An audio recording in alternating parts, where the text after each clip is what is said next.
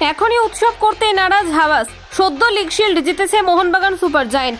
40 ছুঁই ছুঁই গরমেও গঙ্গা পাড়ের তাঁবুতে মনোরম বাতাবরণ।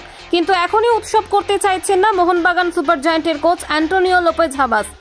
মরশুমের শুরুতে ডুরান্ড কাপ জিতেছিল মোহনবাগান সুপার জায়েন্ট। এরপর চলতি বছরে প্রথম ট্রফি লিগ শিল্ড। প্রায় 60,000 সমর্থকের সামনে খেতাব জিতেছে সবুজ মেরুন ব্রিগেড। আনন্দে আত্মহারা মোহনবাগান সমর্থকরা। দলের ফুটবলার, কোচ, কোচিং স্টাফ প্রত্যেকেই খুশি। সোশ্যাল মিডিয়ায় প্রকাশিত ভিডিওতে দেখা গিয়েছিল বাক্সবন্দি শিল্ড তোলা হচ্ছে একটি গাড়িতে। মোহনবাগান টেন্টে ট্রফি এখনো আসেনি। এই ব্যাপারে জিজ্ঞাসা করা হলে মোহনবাগান ক্লাবের সচিব দেবাশিস দত্ত জানিয়েছেন, শিল্ড ক্লাবেই রাখা হবে, সেলিব্রেশন হবে, তবে এখনই নয়। অ্যান্টোনিও লোপেজ হাবাস অভিজ্ঞ হাই প্রোফাইল কোচ। তিনি জানেন মরশুম এখনো বাকি। প্লে অফ পর্বেও দলের পারফরমেন্স ভালো রাখতে হবে। ফুটবলারদের ফোকাস কোনোভাবেই যাতে নড়ে না যায় সেটা তিনি নিশ্চিত করতে চাইছেন।